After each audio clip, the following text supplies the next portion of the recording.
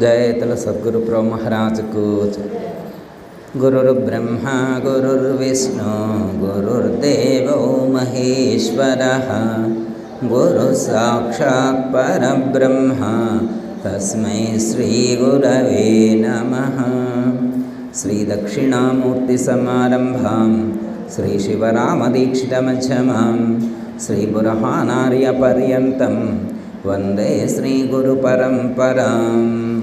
దయతల సద్గురు ప్రభు మహారాజుకు ఈరోజు నకరకల్ గ్రామంలో శ్రీ కరుణానంద అచల గురుగీతా మందిరం స్థాపించి 40 సంవత్సరాలు పూర్తవుతున్న సందర్భంగా మరి వార్షిక పూజా కార్యక్రమాన్ని ఏర్పాటు చేయడం జరిగింది. మరి ఇందాక భక్తులందరూ కలిసి సద్గురు సహస్రనామ పుష్పార్చన కార్యక్రమాన్ని పూర్తి చేయడం జరిగింది. మరి ఈ సందర్భంగా మరి అవకాశం ఉన్నటువంటి వాళ్ళు ఉన్నారు, అవకాశం లేని వాళ్ళు వెళ్ళారు. మరి మనం ఆ గురుమూర్తి యొక్క అనుగ్రహంతో 2 విషయాలు గుర్తు చేసుకునే ప్రయత్నం చేద్దాం. ఇప్పుడు అమ్మగారు 2 కందార్థాలు చదివారు. ఆ 2 కందార్థాల్లో చెప్పిన భావాన్ని బ్రీఫ్గా తెలుసుకునే ప్రయత్నం చేద్దాం. ఫస్ట్ ఈ 2 కూడా ఒకదానికొకటి ఆపోజిట్ అన్నమాట. 2 వ్యతిరేకమైనటువంటి భావాలను సూచించేటువంటి కందార్థాలను ఉదహరించారు వారు. ఫస్ట్ కందార్థం ఏంటంటే, దేవుడు తనలో నుండగా భావింపగలేక పెక్కు బాధలు పడుచున్ కోవెలలో బొమ్మలు గని దేవుళ్ళని పూజింప చలుప తెలివి కాదండి, ఘటకాంతోనే తెలియారేమండి. అంటే తెలివి గల వాళ్ళు ఏం చేస్తారు, తెలివి తక్కువ వాళ్ళు ఏం చేస్తారు, తెలివి ఉన్నవాళ్ళు ఏం చేస్తారు, తెలివి తక్కువ వాళ్ళు ఏం చేస్తారు అనే దానికి ఇక్కడ ఎగ్జాంపుల్ చెప్పారు. ఘటకాంతుని తెలియరేమండి. ఈ ఘటంలో ఉన్నటువంటి కాంతి ఏదైతే ఉన్నదో, ఘటము అంటే శరీరం, ఘటము అంటే శరీరం, ఈ ఘటంలో ఉన్నటువంటి కాంతి ఏదైతే ఉన్నదో దాన్ని ఎవరైతే తెలుసుకుంటారో వాళ్ళు తెలివిగల్లోళ్ళు. ఘటములో ఉన్నటువంటి కాంతిని అంటే ఈ శరీరంలో వెలిగేటువంటి ఆ జ్యోతి స్వరూపం ఏదైతే ఉన్నదో, భగవద్గీతలో పరమాత్మ 8వ అధ్యాయంలో ఒక మాట అంటారు, ఆదిత్యవర్ణం తమసహ పరస్తాత్ అన్నారు. ఆదిత్యవర్ణం తమసహ పరస్తాత్. ఈ యొక్క శరీరంలో మళ్ళీ ఇంకో మాట అండి, నహన్యతే హన్యమానే శరీరే, నహన్యతే హన్యమానే శరీరే. పరమాత్మ ఎక్కడున్నాడు అంటే ఈ నశించే శరీరంలోనే ఉన్నాడు. నశించే శరీరంలోనే నాశరహితమైనటువంటి పరమాత్మ ఉన్నాడు. ఎలా ఉన్నాడు? ఆదిత్యవర్ణం తమసహ పరస్తాత్ అంటే సూర్యుని యొక్క కాంతి ఎలా ప్రకాశవంతంగా ఉంటుందో అలా ప్రకాశ స్వరూపమై పరమాత్మ నీలోనే ప్రకటితమవుతూ ఉన్నాడు. అంటే నీలో అంటే ఎవరిలో? ఈ పద్యం రాసిన వాళ్ళలోనా మనందరిలోనా? అంటే పద్యం రాసిన వాళ్ళలోనే కాదుగా, మనందరం కూడా వింటున్నాం కాబట్టి, చదువుతున్నాం కాబట్టి మనకు సంబంధించినటువంటి అంశం కూడా ఉంది. ఇది రాసిన ఆయనకు సంబంధించిందే కాదు, మనం చదువుకునేటువంటి ప్రతి ఒక్కరికి, చదువుకోకపోయినటువంటి వాళ్ళ ప్రతి ఒక్కరికి కూడా సంబంధించినటువంటి అంశం. ఘటములో ఉన్నటువంటి కాంతిని తెలుసుకోవాలి, వాళ్ళు తెలివిగలవాళ్ళు.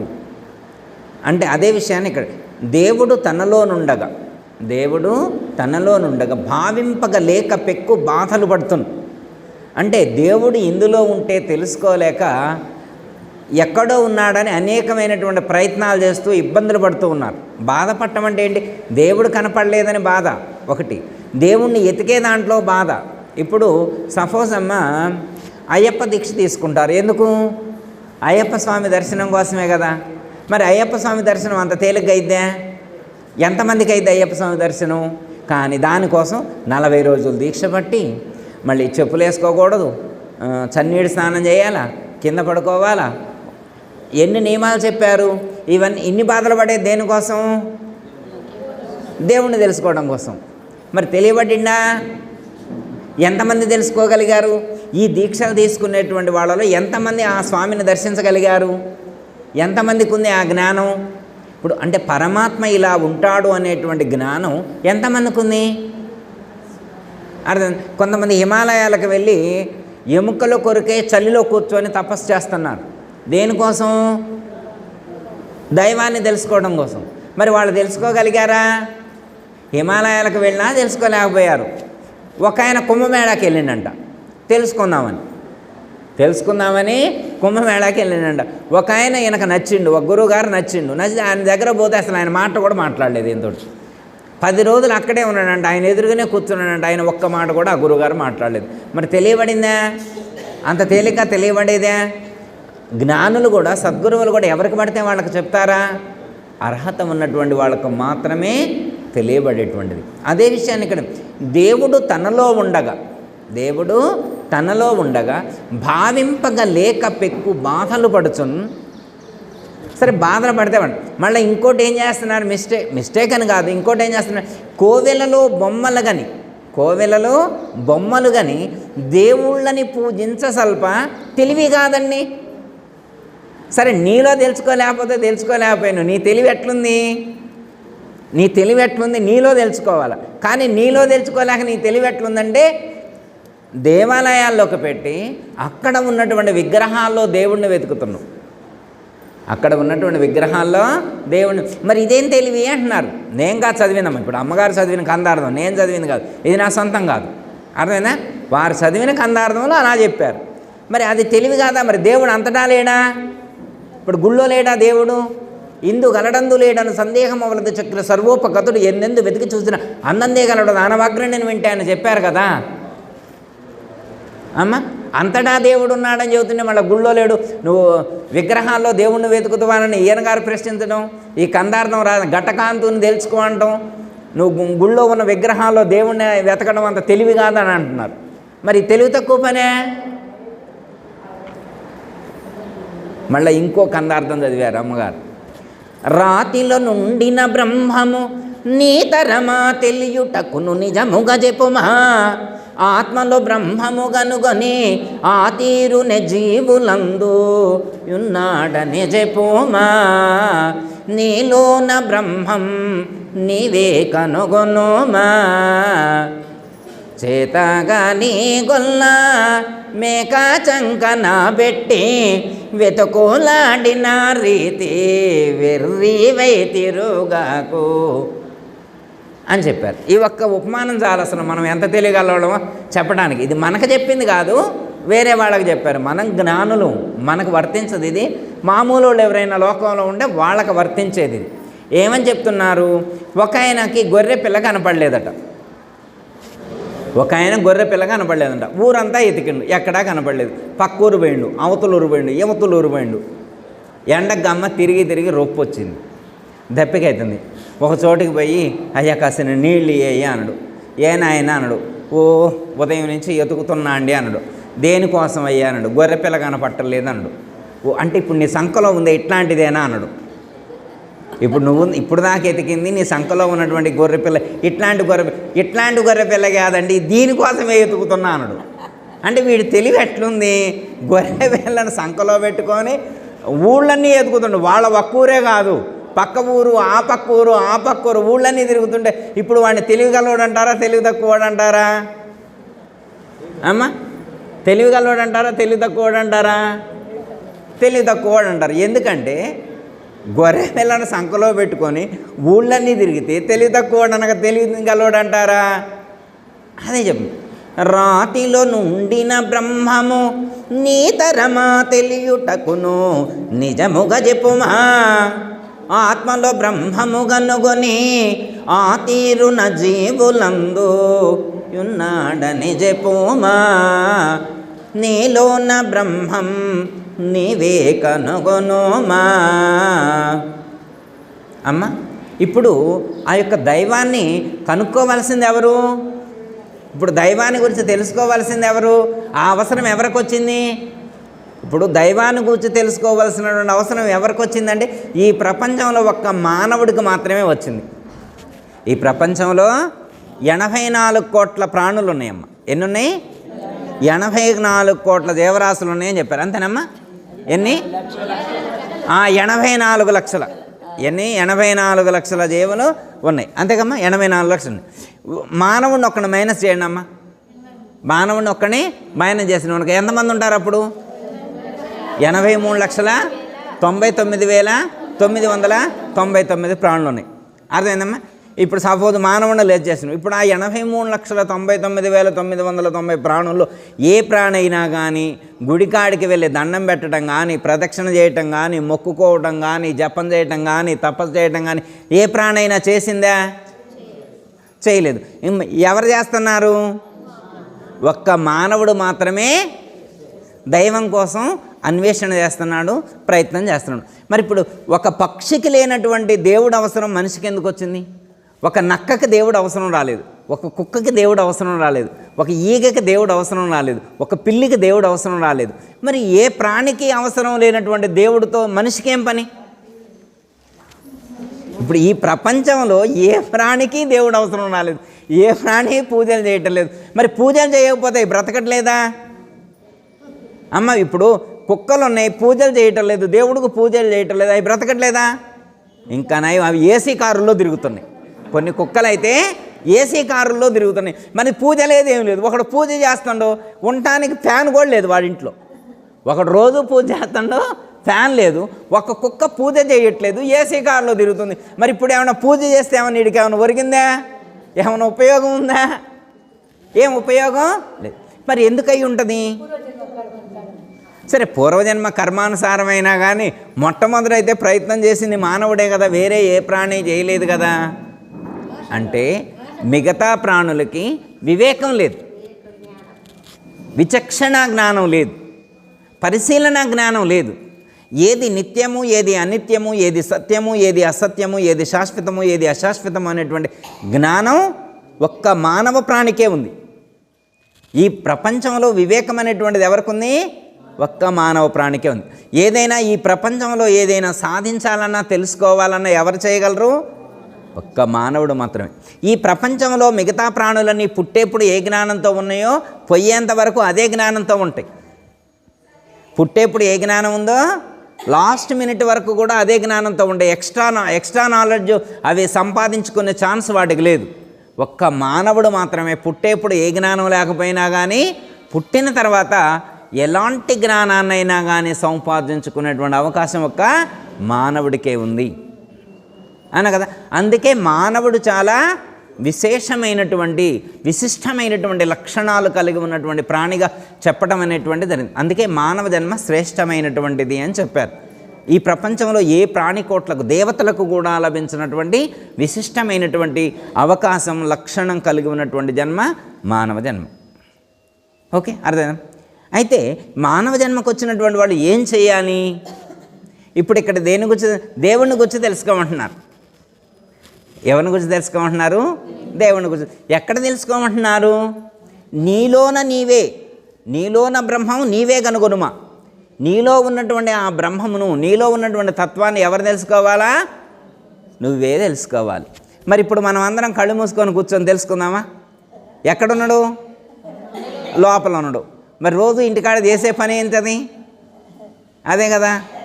తెలుసుకున్న వాళ్ళు తెలుసుకున్నట్టు దర్శించారు, తెలుసుకోని వాళ్ళు వెతుకుతున్నారు. ఇంకా తెలుసుకోనటువంటి వాళ్ళు ఇంకా వెతుకుతున్నారు. అక్కడున్నాడు, ఇక్కడున్నాడు, ఇక్కడున్నాడు అని వెతుకుతున్నారు. మరి ఎతికిన వాళ్ళు ఎంతమంది సాధించగలిగారు? కాశీపురము గయ, కాళహస్తి ప్రయాగ, మంగళగిరి మంచి తుంగభద్ర, కంచి శ్రీశైలంబు కడు జగన్నాథంబు, ద్వారకా మధురలు ధర్మప్రియు, దివ్య స్థలంబులన్నీ తిరిగినప్పటికైనా పలుకున దేవుడు పలుకడేమి? పలికి బోధించడి పరమ సద్గురు చేరి, అయ్యా నా గతి చెప్పు అని అడగలేక మాయ విభ్రాంతిలో జంది మనుజులంతా జనన మరణము లేనట్టి జాడగనరు. వా సరము వాడపల్లి ఆగదా సవినుత విమల సుగుణ ప్రకాశ శ్రీ వెంకటేశ అని చెప్పారు. చూడండి, దేవుడి కోసం వెతుకుతున్నాడు. వెతికితే కనపడ్డా? ఒక ఆయన ఒక మాట, ఆయన ఎప్పటి నుంచో దేవుడి గురించి వెతుకుతున్నాడంట. కాశీ పోయిండు, రామేశ్వరం పోయిండు, భద్రాచలం పోయిండు, శబరిమల అయిపోయిండు, షిరిడి పోయిండు, అన్నీ ఎత్తుకండి. ఏడ కనపడ, ఎక్కడా కనపడ. అప్పుడు ఇక పాట పాడిండు. వెతికితే కనపడని వస్తువ ఎక్కడున్నది గురువరా, వెతికితే కనపడని వస్తువ ఎక్కడున్నది గురువరా, ఆత్మరాముల సేవ చేసి మనసులో శోధించరా, ఆత్మరాముల సేవ చేసి మనసులో శోధించరా, వెతికితే కనపడని వస్తువ ఎక్కడున్నది గురు. ఆయన వెతికితే కనపడలేదంట. మరి ఎందుకు కనపడలేదు? జనరల్గా వెతికితే కనపడాలా వద్దా? కనపడాలి కదా, ఆయన కనపడలేదంట. ఎందుకు కనపడలేదంటే ఆత్మ అనేటువంటి వస్తువు ఒకచోటు ఉంటే ఈయన వేరే చోట ఎతికిండంట. వస్తువు ఒకచోటు ఉంటే ఈయన వేరే చోట ఎతుకుతున్నాడు. ఆయనకి ఉంగరం పోయిందంటమ్మ, చేలో పని చేస్తుంటే ఉంగరం పోయింది. సాయంత్రం అయిన తర్వాత వస్తా ఆ లైట్ కింద ఎతుకుతున్నాడు. ఉంగరం కనపడలేదు, ఉంగరం పోయిందని ఎతుకుతున్నాడు. ఏం ఎతుకుతున్నాను ఇంకొక ఆయన వచ్చింది, ఏంట్రా అన్నాడు. ఉంగరం పోయిందండి, ఎతుకుతున్న వాడు కూడా. ఇంకొక ఆయన వచ్చింది, ఇంకొక ఆమె వచ్చింది, ఆయన ఒక 50 మంది కలిసి ఆ చెట్టు కింద ఆ లైట్ చుట్టూరు ఎతుకుతున్నారు, ఉంగరం కోసం ఎతుకుతున్నారు. చివరికి చాలాసేపు ఎతికారన్నమాట. అంగుళం గాలిచ్చారు, ఎక్స్రే అంటారే, అట్లా మొత్తం ఎతికారన్నమాట. జల్లెడ పెట్టారు, ఎక్కడ ఉంగరం కనపడలేదు. ఒక తెలివిగల వాళ్ళు ఉంటారు కదా, ఇప్పుడు ధనమ్మ గారు లాంటి వాళ్ళు ఉంటారు కదా, తెలివిగల వాళ్ళు, పెద్ద వయసు అనుభవం ఉన్నోళ్ళు ఉంటారుగా. అసలు ఇంతగా ఆయన పిలిచి, ఏరా అబ్బాయి, మరి ఉంగరం పోయిందని నువ్వు ఎతుకుతాను, ఇంత 50 మందితో ఎతికెత్తాను, అసలు ఇంతకీ ఉంగరం ఎక్కడ పోయింది? ఇక్కడే పోయింది అన్నాడు. పెన్నాం ఎక్కడ కాదు పోయింది ఉంగరం, పొలంలో పోయింది అన్నాడు. అరే అబ్బాయి, మరి పొలంలో ఉంగరం పోతే మరి ఇక్కడ ఎందుకు ఎత్తుకుతున్నావు అన్నాడు. పొలంలో కరెంట్ లేదుగా, లైట్ ఎక్కడుందని ఎతుకుతున్నా అన్నాడు. మరి ఇప్పుడు ఇక్కడ ఎతికితే దొరుకుద్దా? ఉంగరం ఒక చోట పోతే ఇంకొక చోట ఎతికితే ఉంగరం ఎట్లా దొరుకుతుంది? అట్లనే భగవంతుడు ఒక చోట ఒక విధంగా ఉంటే ఆ విధంగా ఉన్నటువంటి దైవాన్ని నువ్వు తెలుసుకోలేక ఎక్కడెక్కడో ఎతికితే నీకెలా కనిపిస్తాడు? అందుకే చెప్తున్నారనమాట, కోవెలలో బొమ్మలు కానీ దేవుళ్ళని పూజింపదలప తెలివి కాదండి అన్నాడు. అర్థమైందా? నీలోనే నీవు తెలుసుకోవాలి అంటే ఫస్ట్ ఏం చేయాలంటే ముందు మనలో తెలుసుకోగలగాలి. ఏం చేయాలా? మనలో తెలుసుకోగలగాలి. ఇప్పుడు మనలో తెలుసుకుంటే, మనలో దేవుడు ఉన్నాడని గురువుగారు చెప్తే, ఒకవేళ మనకు సొంతం తెలియకపోయినా కానీ ఒకవేళ గురువుగారు చెప్పారనుకోండి, మనలో దేవుడు ఉన్నాడు అనే నమ్మకం మనకు ఉంటుందా?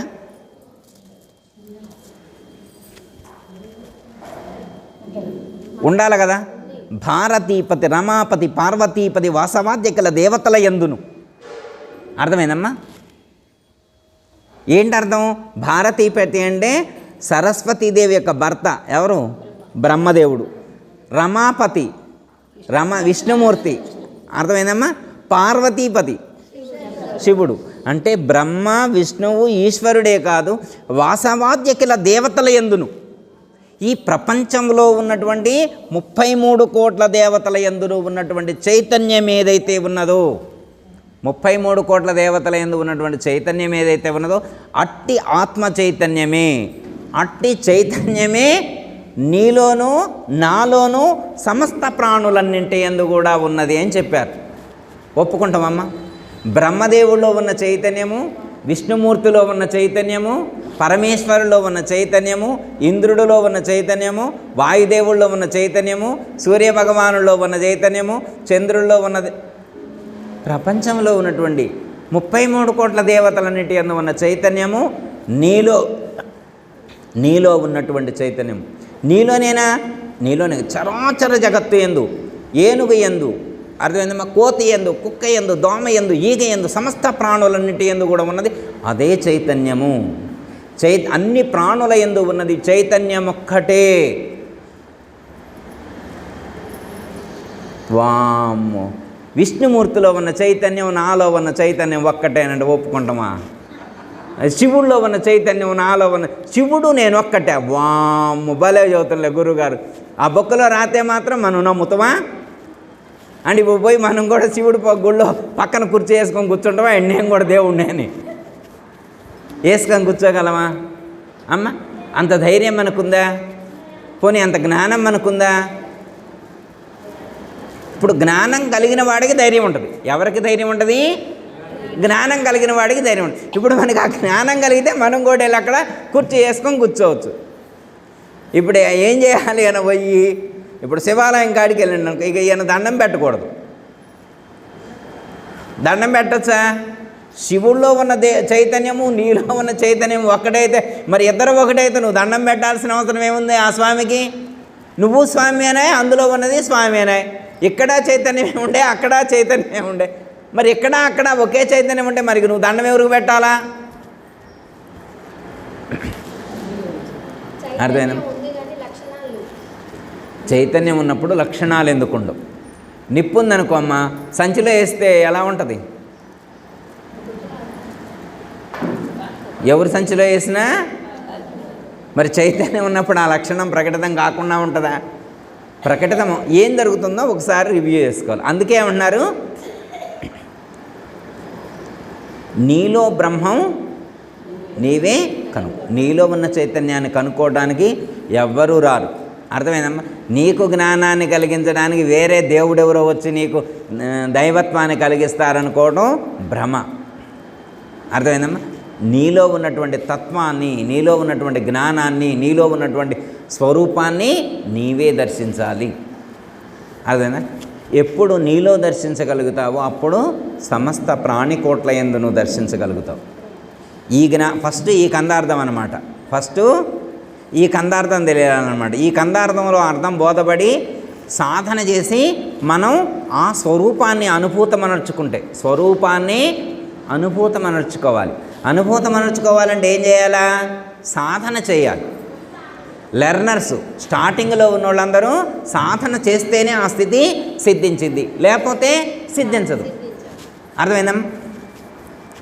ఎవరు సాధన చేసి తనలో వెతికి పట్టుకోగలుగుతారు. ఇందాకేమను, వెతికితే కనపడని వస్తువు ఎక్కడున్నది గురువరా అని మళ్ళీ ప్రశ్నించును.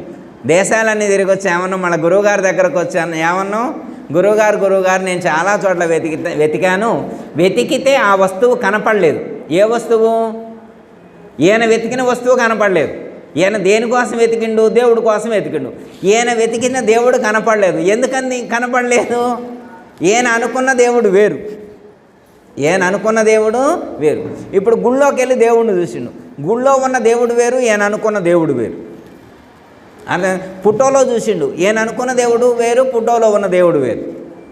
అంటే ఈయన అనుకున్న దేవుడు కనపడినప్పుడు గురువుగారి దగ్గరకు వచ్చి అడిగిండు. అప్పుడు గురువుగారు అతని లోపలనే ఆ యొక్క ఆత్మస్వరూపాన్ని దర్శింపజేసి, మనకు భగవద్గీతలో కూడా 4వ తత్వదర్శిభి అంటారు. తత్వదర్శి అంటే తత్వమును వారు దర్శించి అనుభూతమనర్చుకొని వారిని ఆశ్రయించినటువంటి వాళ్ళందరికీ కూడా తత్వజ్ఞానాన్ని ఎరిగిస్తారు, అనుభూతమనర్చుతారు అని చెప్పారు. ఓకే, ఇప్పుడు మనకి తత్వజ్ఞానం కలిగినట్టు గుర్తేంటి? మనకి ఆత్మదర్శనం అయినట్లు గుర్తేంటి? మనకి ఆత్మదర్శనం అయితే కోవెలలో బొమ్మలు గని దేవుళ్ళని పూజింపజల్ప తెలివి కాదండి. నీవు నిజంగా నీకు ఆ అనుభూతి కలిగితే మళ్ళా విగ్రహాల్లో దైవాన్ని వెతకు. చెక్కతో చేసినవి కావచ్చు, రాళ్లతో చేసినవి కావచ్చు, లోహాలతో చేసినటువంటి విగ్రహాల్లో దేవుణ్ణి వెతకు. అంటే దేవాలయానికి వెళ్ళిన వాళ్ళందరూ మళ్ళీ జ్ఞానం లేని వాళ్ళని అనుకోకూడదమ్మా. అంటే జ్ఞానం తెలుసుకున్న తర్వాత కూడా దేవాలయానికి వెళ్ళొచ్చు. వెళ్ళినంత మాత్రాన్ని వీళ్ళు అజ్ఞానులని గొళ్ళకెళ్తానని అనుకోకూడదు. వీళ్ళు వెళ్ళే ఉద్దేశం ఏంటో తెలుసుకొని మాట్లాడాలి మనం. వీళ్ళ ఇంటెన్షన్ ఏంటో తెలుసుకోవాలి. ఎలాంటి వాళ్ళు వెళ్తారు అంటే రాళ్లల్లో కూడా దైవాన్ని చూడగలిగే వాళ్ళు వీళ్ళు. అదే చెప్తాను, రాతిలో నుండిన బ్రహ్మము నీతరమా తెలియుటకును నిజముగా చెప్పుమా, ఆత్మలో బ్రహ్మము కనుగొని ఆ తీరునే జీవులందు యున్నాడని చెప్పుమా అని చెప్పారు. అంటే రాతిలో ఉన్నటువంటి బ్రహ్మాన్ని, రాతిలో ఉన్నటువంటి దైవాన్ని దర్శించాలి అన్నారు. ఎంతమందికి సాధ్యమైందమ్మా రాతిలో ఉన్న దైవాన్ని దర్శించడం అంటే? ఓ గురువుగారు, రాతిలో ఉన్న దేవుడు అంటే మరి విగ్రహాలేగా అమ్మ, విగ్రహాలేగా రాతితో చేసాయి. మరి అంటే బంగారంతో చేసిన వాటిల్లో ఉంటాడా దేవుడు? రాతితో చేసిన విగ్రహాల్లోనే ఉంటాడా? కొన్ని ఇత్తడితో చేస్తే, రాగితో చేస్తే, అంటే ఏ లోహంతో చేస్తే దేవుడు ఉంటాడు అక్కడ? మనం ఏ లోహంతో చేస్తే దేవుడు అక్కడ ఉంటాడు, ఏ రాయితో చేస్తే దేవుడు అక్కడ ఉంటాడు. ఇప్పుడు దేవుడు రాళ్లలో ఉంటాడా? కందార్థాన్ని రాసిన ఆయన ఉద్దేశం ఏంటి? రాతిలో నుండిన బ్రహ్మము నీతరమా తెలియుటకును నిజముగా చెప్పుమా అంటే ఇప్పుడు ఆయన ఉండడం చెప్తున్నాడా, దేవుడు లేడని చెప్తున్నాడా? రాళ్లలో కూడా దేవుడు ఉన్నాడు కానీ, రాళ్లలో మనుషుల్లో ఉన్న దైవాన్నే చూడలేకపోతున్నావు నువ్వు. ఈయన ఎక్కడ చూడలేకపోతున్నాడు? మాట్లాడే దేవుడు ఉన్నాడు ఇక్కడ, కదిలే దేవుడు, చూసే దేవుడు, వినే దేవుడు, తినే దేవుడు ఉన్నాడు ఇక్కడ. ఈ శరీరంలో మాట్లాడే దేవుడు, చూసే దేవుడు, వినే దేవుడు, కదిలే దేవుడు ఉంటే ఇక్కడ ఇంత ప్రత్యక్షంగా ఉన్నటువంటి దేవుణ్ణే చూడలేని ఈ తెలివి తక్కువ ఆయన రాళ్లలో చూడగలడంటే ఏనా నమ్ముతూ? నాయన నువ్వు కదిలే ప్రాణుల్లోనే దైవాన్ని చూడలేకపోతున్నావు, ఇక నువ్వు రాళ్లలో ఇక జాలే అంటాడు. అది అందరికీ సాధ్యమయ్యేటువంటిది కాదు. రాళ్లలో దైవాన్ని చూడటం అనేటువంటిది అందరికీ సాధ్యమయ్యేటువంటిది కాదు. అదే చెప్తున్నాను, రాతిలో నుండిన బ్రహ్మము నీ తరమా తెలియుటకును నిజముగా చెప్పుమా. ఓకే, ఇప్పుడేమన్నారు? రాళ్లలో దేవుడు ఉన్నాడు చూడన్నారు. రాళ్లలో కూడా దేవుడు ఉన్నాడు, నీకు చేతనైతే చూడవచ్చు అన్నారు. రాళ్లలో దేవుడు అంటే మరి నాపరాళ్ళు ఉన్నాయిగా, ఈ నాపరాళ్ళలో ఉంటాడా దేవుడు? మనం ఇక్కడి నుంచి బస్ స్టాండ్ దాకా పోతాం, కాశీకి బయలుదేరండి ఒక ఆయన పోతున్నాం, మధ్యలో ఎన్నో రాళ్ళు కనపడ్డాయి. మరి ఈ రాళ్ళన్నింటికి దండం పెట్టగలడా? కాశీలో విశ్వనాథ స్వామి టెంపుల్లో ఉన్నటువంటి శివలింగం రూపంలో ఉన్నటువంటి ఆ రాయికి మాత్రమే దండం పెడతారు, మిగతా రాళ్ళకి దండం పెట్టడు. ఈ తెలివి గల ఆయన. అమ్మ, రాళ్లలో దేవుడు ఉంటాడా ఉండడా? మరి రాళ్లలో దేవుడు ఉంటే మనం ఓ రాయి ఇక్కడ కనపడుతుంది అనుకో, ఇక్కడ ఇప్పుడు కాశీలో ఉన్నటువంటి శివలింగానికి దండం పెట్టినట్టుగా ఇక్కడ కనపడే రాయికి మనం దండం పెట్టగలమా? అది అందరిలో చూడగలిగినప్పుడు ఇక్కడ ఉన్న రాయిలో కూడా దండం. మరి ఇక్కడ ఉన్న రాయిలోనే దండం పెట్టగలం. మన ఇంట్లో ఎన్ని నాపరాలు పరుస్తాం, ఎన్ని టైల్స్ పరుస్తాం, మరి వాటన్నింటిలో ఉండడా దేవుడు? మరి రోజు నీ ఇంటి నిండా దేవుళ్ళే కనపడుతుంటే 120 రాళ్ళు పరిచాను, 120 రాళ్లలో దేవుడు ఉంటే మళ్ళా గుడికి వెళ్ళి అక్కడెక్కడో ఉన్నటువంటి విగ్రహంలో దండం పెట్టమని ఇంక ఇదేం తెలివి?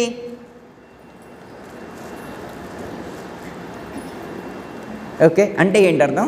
రాతిలో నుండిన బ్రహ్మము నీతరమా తెలియుటకు నిజముగా చెప్పుమా అంటే రాళ్లలో కూడా దైవాన్ని చూసేటువంటి సామర్థ్యం నీకుండాలి.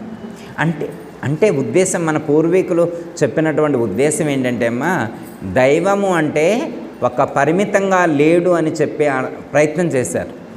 దేవుడు అంటే ఒక విగ్రహానికి కానీ, ఒక గుడికి కానీ, ఒక పూజా మందిరానికి కానీ, ఒక మసీదుకి కానీ, ఒక చర్చికి కానీ, ఒక గురుద్వారాకి కానీ పరిమితమై లేడు. దేవుడు అలా పరిమితమై లేడు. దేవుడు ఎలా ఉన్నాడు? సర్వాంతర్యామి, సర్వత్రా వ్యాపించి ఉన్నాడు. సర్వత్రా దేవుడు వ్యాపించి ఉంటే మనం సర్వత్రా చూడగలగాలి కదా. అర్థమైందమ్మా? అందుకే మన స్థాయిని బట్టి దైవం దర్శింపబడుతుంది, మన స్థాయిని బట్టి దైవ దర్శనం కలుగుతుంది. మనకి ఎన్ని రకాల దృష్టి చెప్పారు? దృష్టిత్రయము అంటారు. ఏంటమ్మా దృష్టిత్రయం అంటే? ఏంటమ్మా? దేహదృష్టి, మనోదృష్టి, ఆత్మదృష్టి. దేహదృష్టి, మనోదృష్టి, ఆత్మదృష్టి. ఇప్పుడు మనం అందరం ఏ దృష్టితో ఉన్నాం? ఇక్కడ ఉన్నోళ్ళందరం పరిపూర్ణువేగా. అంటే పరిపూర్ణులు అంటే ఆత్మదృష్టికి మించున్నోళ్ళు. అర్థం? పరిపూర్ణులు అంటే ఎవరంటే ఆత్మదృష్టి అనే పదాన్ని కూడా దాటినోళ్ళు అనమాట. అంటే ఇక ఇది ఆఫ్టర్ ఆల్ అనమాట. వాళ్ళకి ఆత్మదృష్టి అనేటువంటిది వీళ్ళకి చాలా చిన్న విషయం అన్నమాట. పరిపూర్ణులకి, మనం పరిపూర్ణం కాబట్టి ఇది మనకి చాలా చిన్న విషయం. ఒకసారి 3 దృష్టిలను గురించి అనుకుందాం. దేహ దృష్టి అంటే మన భావం ఎలా ఉంది అనేటువంటిది అర్థం. మనం ఒక చోటుకి వెళ్ళగానే అక్కడ ఉన్నటువంటి వాళ్ళ యొక్క భౌతికమైనటువంటి రూపాన్ని మాత్రమే చూస్తే, వాళ్ళు ఎర్రగున్నారా, నల్లగున్నారా, పొట్టిగా ఉన్నారా, పొడిగ్గా ఉన్నారా, ఎలాంటి డ్రెస్ కోడ్ ఉంది వాళ్ళకి, ఎలాంటి నగలు వేసుకున్నారు, ఎలాంటి హెయిర్ స్టైలు, ఎలాంటి చెప్పులు, ఎలాంటి బొట్టు పెట్టుకున్నారు, ఎలాంటి గాజులు వేసుకున్నారు, ఇవి మాత్రమే చూసేది దేహ దృష్టి కలిగినటువంటి వాళ్ళు. అర్థమైందమ్మా? దేహ దృష్టి కలిగినటువంటి వాళ్ళు ఇవే చూస్తారు. వాళ్ళ యొక్క భౌతికమైనటువంటి రూపాన్ని మాత్రమే చూస్తారు. మీకు వినే ఉంటారమ్మా, అష్టావక్రుడు. అర్థమైందమ్మా? ఎవరు? అష్టావక్రుడు. ఎక్కడికి వచ్చాడు?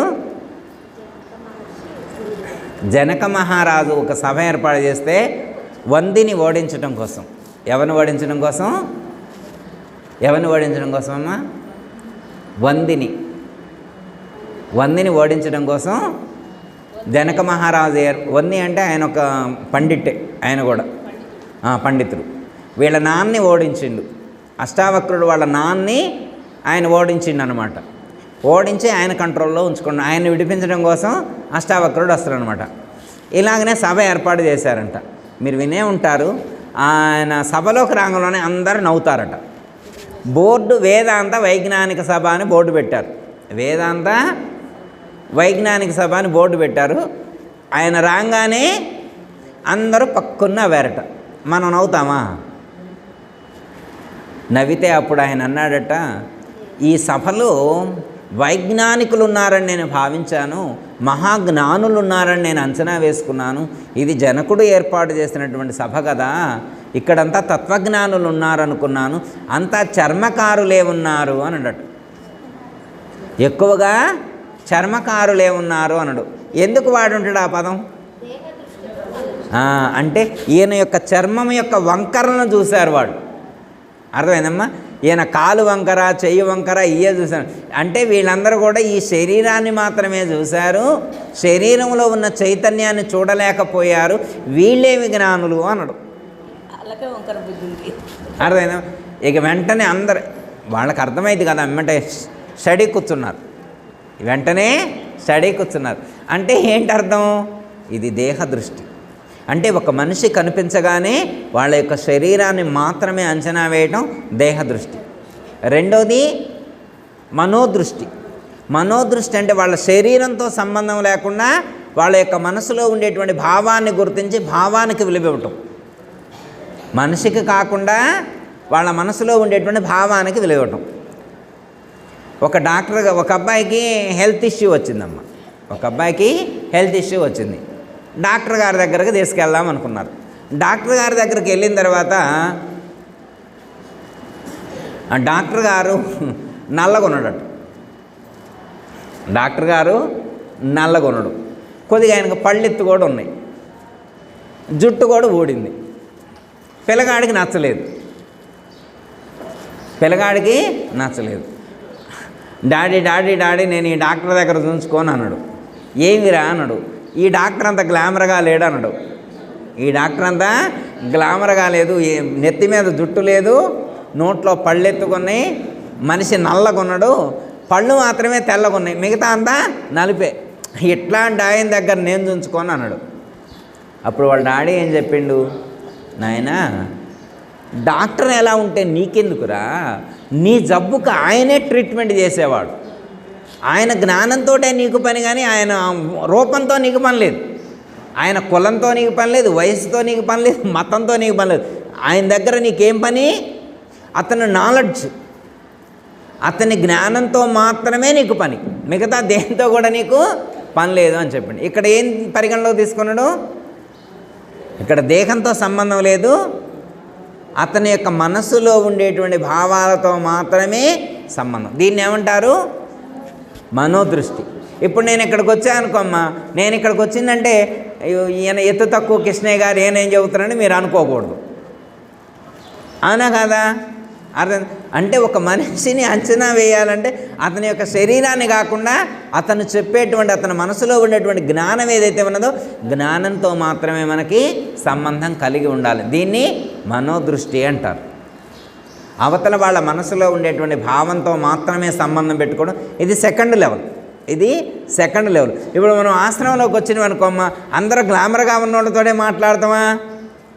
మంచి ఎస్పి బాలసుబ్రహ్మణ్యం కానీ, లేకపోతే సుబ్రహ్మణ్యం గారు కానీ, లేకపోతే శైలజ గారు కానీ, జానకి గారు కానీ, మంచి సింగర్స్, ఇందాక ఒక సింగర్ వచ్చారు కదా, అలాంటి సింగర్స్ తోటే మాట్లాడతామా? అమ్మ సరే గొంతు నాకు సరిగ్గా రాదు, పాట పాడితే అంతగా మంచిగా మీకు అనిపించిన చెవులకు శ్రవణానందం కలిగించకపోవచ్చు, అట్లని చెప్పి మాట్లాడరా నాతోటి? అర్థమైందా? అంటే అవతల వాళ్ళ యొక్క రూపంతో సంబంధం లేకుండా, అవతల వాళ్ళ యొక్క కులంతో కానీ, మతంతో కానీ, గుణగణాలతో సంబంధం లేకుండా వారు చెప్పేటువంటి భావాలకు మాత్రమే ప్రాధాన్యత ఇవ్వటం ఏదైతే ఉన్నదో ఇది మనోదృష్టి. ఇది సెకండ్ లెవెల్. ఇంకా లాస్ట్ది ఏంటది? ఆత్మదృష్టి.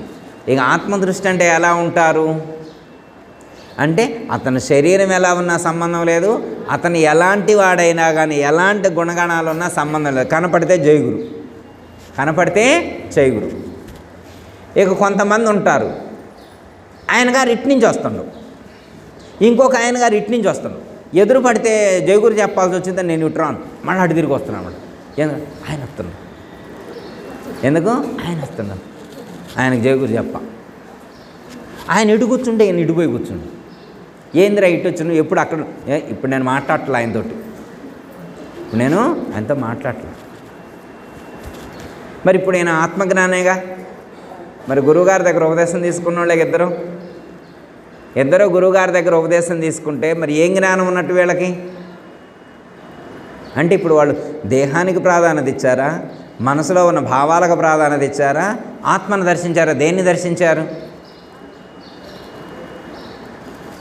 జ్ఞాని దేహభావాన్ని మనోభావాన్ని కాకుండా ఆత్మభావాన్ని మాత్రమే, ఆత్మను మాత్రమే దర్శిస్తాడు. మనం ఎవరు పరిపూర్ణులం అంటే అసలు ఇది లో లెవెల్ అన్నట్టు. మనకి ఆత్మదృష్టి అనేటువంటిది మనకి లో లెవెల్ అన్నట్టు. పరిపూర్ణుడు ఇంకెట్లుండాలి? ఎరుకను విడిచిపెట్టి ఉండాలి. పరిపూర్ణుడు అంటే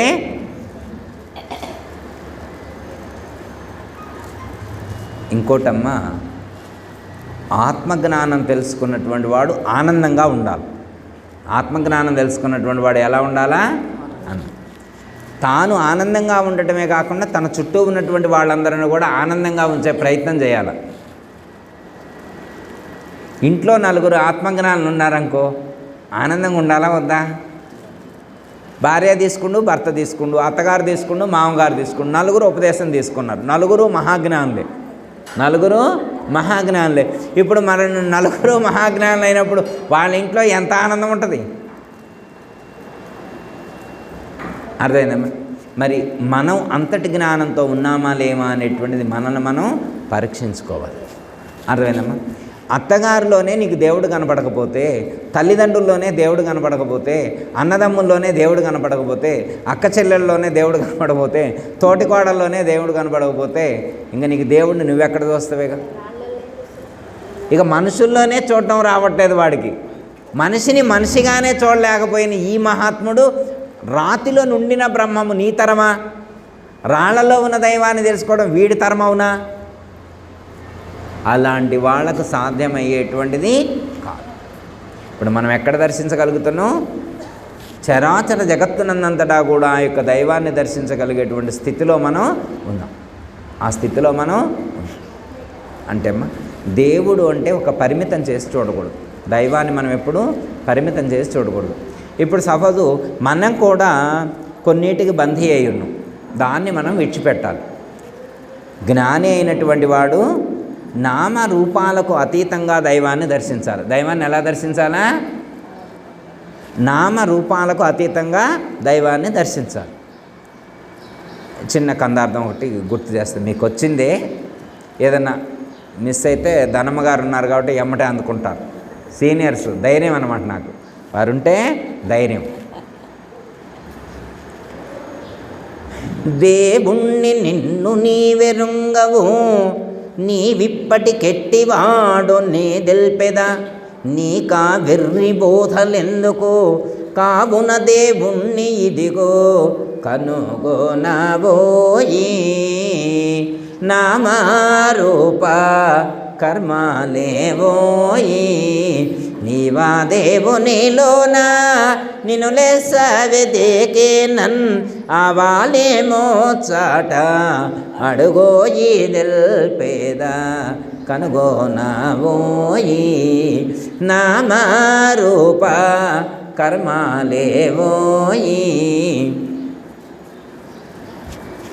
గురువుగారి దగ్గర పోయిండు, ఎతికిండుగా ఇందాక ఎతికిండుగా అమ్మ ఒక ఆయన. ఎతికితే కనపడలేదు. ఏం కనపడలేదు? దేవుడు కనపడలేదు. గురువుగారి దగ్గరికి వెళ్ళి, గురువుగారు నేను ఎతికినా నాకు ఏడ కనపడలేదు, కొద్దిగా చూపెట్టవా అన్నాడు. కొద్దిగా చూపెట్టడం. అప్పుడు గురువుగారు, నాయన అసలు దేవుడు దాకెందుకు, అసలు నీ గురించి నీకేమైనా తెలుసా? నువ్వు దేవుడి గురించి అడుగుతున్నావు, అసలు నీ గురించి నీకేమైనా తెలుసా? దేవుణ్ణి నిన్ను నీ వెరుంగవు. నీవిప్పటి గట్టివాడు నే తెలిపెద. ఇప్పుడు మనం శరీరాన్ని ధరించొచ్చామమ్మా. ఇప్పుడు మనం శరీరాన్ని ధరించొచ్చామా లేదా? ఈ శరీరాన్ని ధరించొస్తే ఈ శరీరంలోకి ఎక్కడి నుంచి వచ్చాం అమ్మా? ఎక్కడి నుంచి? పంచభూతాలు తయారు చేస్తున్నాయి. ఆత్మని పంచభూతాలు తయారు చేస్తున్నాయి, అంతేనమ్మా? మనం ఎక్కడి నుంచి ఈ శరీరంలోకి వచ్చాము ఇది తెలియాలి.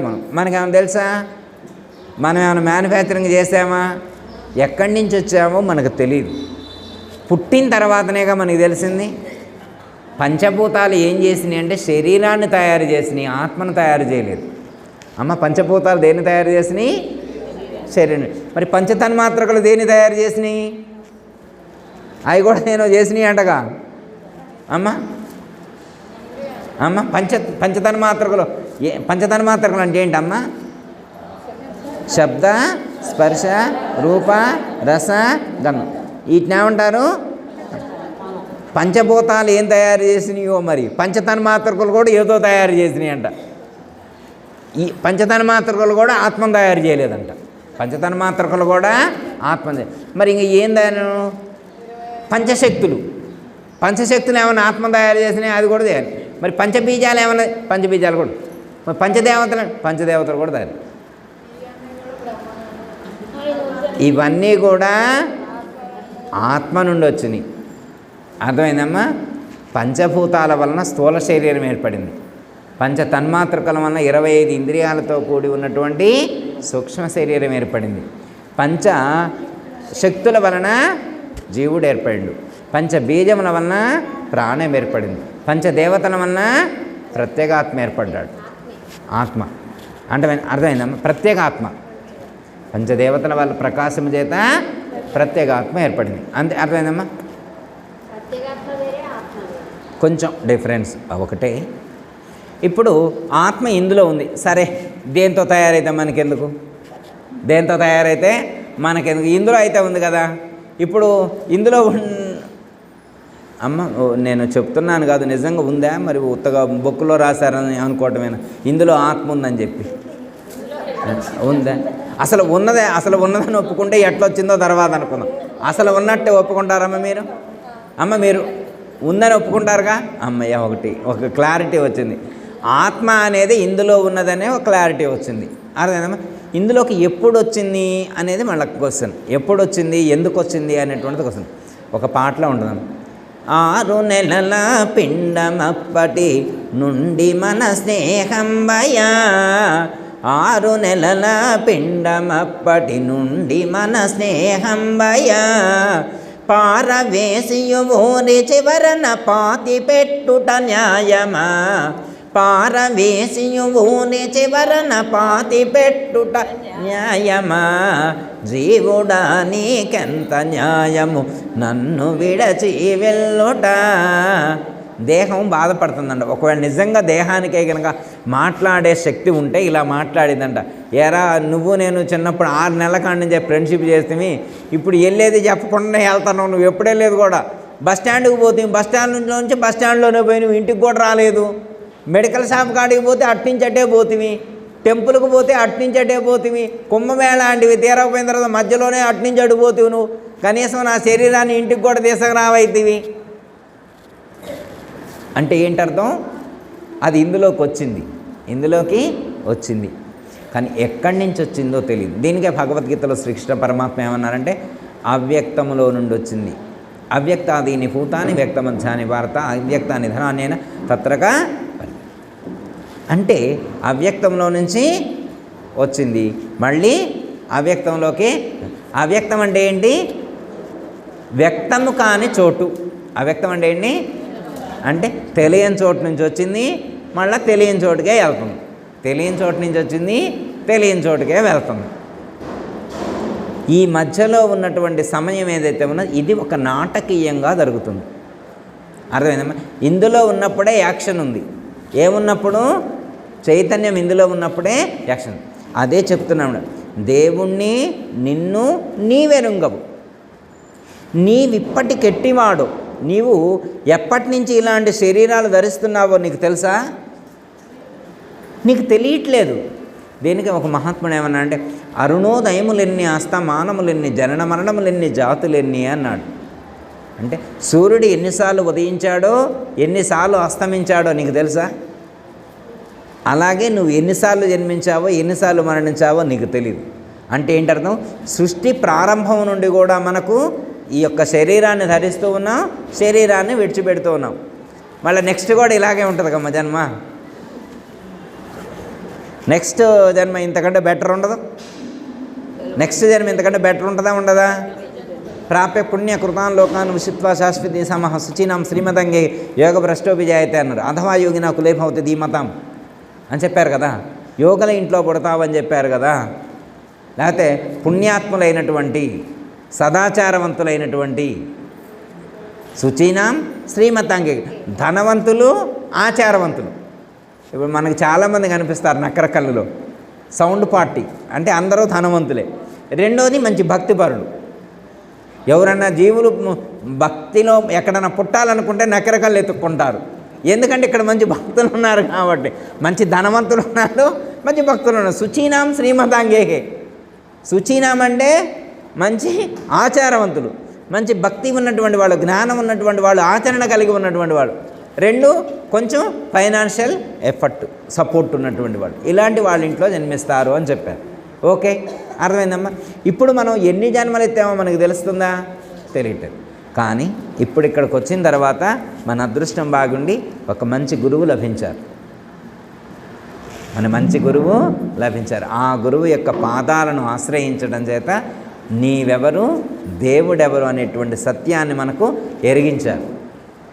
ఫస్ట్ దేవుడు అంటే ఏమని చెప్పారు? మమై వంశో జీవలోకే జీవభూత సనాతన అని చెప్పారు.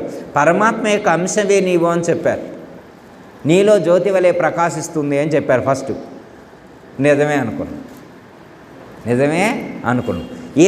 ఈయన సొంత నాలెడ్జ్ కొంత ఉంది, గురువుగారు చెప్పే నాలెడ్జ్ కొంత ఉంది. గట్టిగా తయారై కూర్చుండనమాట. అప్పుడు గురువుగారు చెప్పారు, కావున దేవుణ్ణి ఇదిగో కనుగోనవోయి, నామరూప కర్మలేవోయి. ఒకటి చెప్పాడు ఫండమెంటల్. దేవుడు అంటే ఏముంటుంది క్వాలిఫికేషన్ చెప్పారు. ఇది చాలా ఇంపార్టెంట్ అమ్మా, అందరూ కూడా కాన్సన్ట్రేట్గా వినాలి. అర్థమైందమ్మా? చాలా విన్నదే అయినా మళ్ళీ ఒకసారి కాన్సన్ట్రేషన్. దేవుడు ఎలా ఉంటాడు అంటే ఒకటే ఫండ్. నామం ఉండదు, రూపం ఉండదు, కర్మ ఉండదు, క్రియ ఉండదు. నామ రూప కర్మ క్రియలు లేనటువంటి వాడు దేవుడు. ఇప్పుడు మనం దేవుడు అంటే బల్బు వెలిగిదిగా ఒక లోపల ఏమంటే ఫ్లాష్ అవుట్ అవుతుందిగా. ఇప్పుడు సపోజ్ ఎవరైనా కానీ దేవుడు అన్నారు అనుకోమ్మా, లోపల ఒకటి ఫ్లాష్ అవుట్ అవుద్దా లేదా? దేవుడు అంటే పలానా అని ఒక ఇప్పటికే కొన్ని మనం ఫిక్స్ చేసుకొని ఉన్నాం కదా, ఒక నాలెడ్జ్ ఏర్పాటు చేసుకొని ఉన్నామా లేదమ్మా? లేదా? శివుడని, విష్ణువని, వెంకటేశ్వర స్వామనో, జ్యోతేనో, వెలుగనో, బల్బనో ఏదో అనుకుంటాం, దీపమనో ఏదో అనుకుంటాం కదా.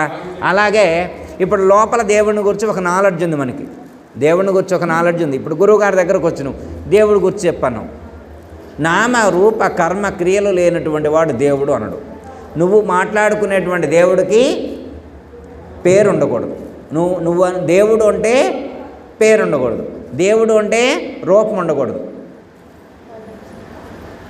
దేవుడు అంటే రూపం ఉండదు, దేవుడు అంటే పేరుండదు, రూపం ఉండదు. ఆయన ఏం పని చేయడు, కర్మలు చేయడు. అర్థమైందమ్మా? ఇప్పుడు సపోజు నువ్వు ఒక దేవుడి పేరు చెప్పానని అన్నాను అనుకోమ్మా, ఆ దేవుడికి ఏముండకూడదు? ఈ మూడు ఉండకూడదు. ఏముండకూడదు? పేరు ఉండకూడదు, రూపం ఉండకూడదు, కర్మలు చేయకూడదు. అబ్బా పూజ చేస్తే ఆయన అనుగ్రహిస్తారంట, ఆయన దేవుడు కాదు.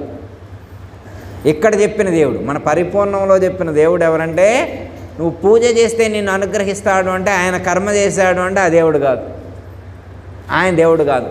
అమ్మాయి నువ్వు దేవుడి పేరు చెప్పండి, వెంకటేశ్వర స్వామి, రూపం ఉందా ఆయనకి? దేవుడు కాదు. పేరుందా? దేవుడు కాదు. ఇదేం దేవుడు? మరి ఇక్కడ అచల పరిపూర్ణంలో చెప్పిన ఈయన ఇట్లాంటి దేవుడే మనకి ఎడన కనపడతారా అమ్మ? ఇప్పుడు విష్ణువు దేవుడు అంటమానమా అన్న? మరి విష్ణువుకు పేరుంది, రూపం ఉంది. పేరుంది, రూపం ఉంది. ఇప్పుడు ఈ పరిపూర్ణంలో విష్ణువుని దేవుడు అంటలేదు. ఏమంటండి ఇక్కడ? నామ రూప కర్మలు లేవోయి అంటుండ దేవుడికి. అర్థమైందమ్మా? రూపం ఉంటే దేవుడు కాదు. ఎందుకంటే సపోజ్ మీకు ఒక రూపాన్ని చూసారనుకోండి, పేరు గుర్తుకొచ్చింది. ఒక పేరు ఉచ్చరించారనుకోండి, మీకు దేవుడు గుర్తు.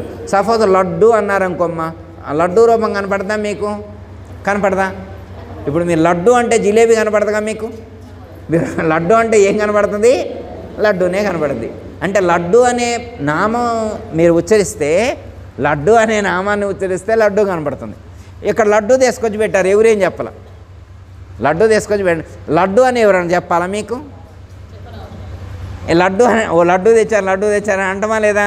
అంటే రూపాన్ని చూస్తే దానికి నామం గుర్తొస్తుంది, ఒక నామాన్ని ఉచ్చరిస్తే రూపం స్ఫురిస్తుంది. ఇలా నామము రూపము స్మరిస్తే దేవుడు కాదు.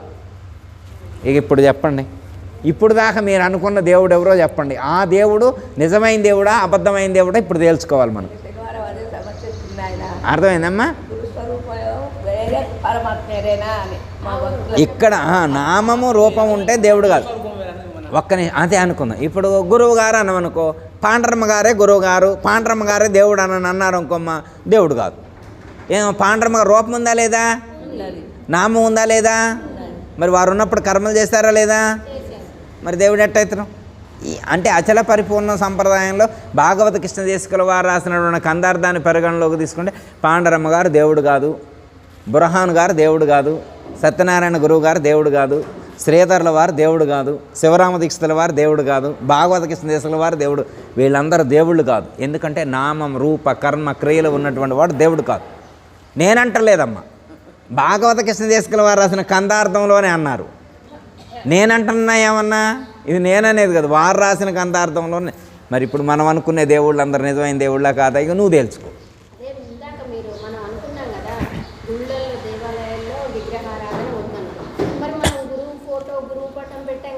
అదే ఇది కూడా అనుకుందాం. ఇది అయ్యాక అది, ఇది కంక్లూషన్ అయ్యాక అది.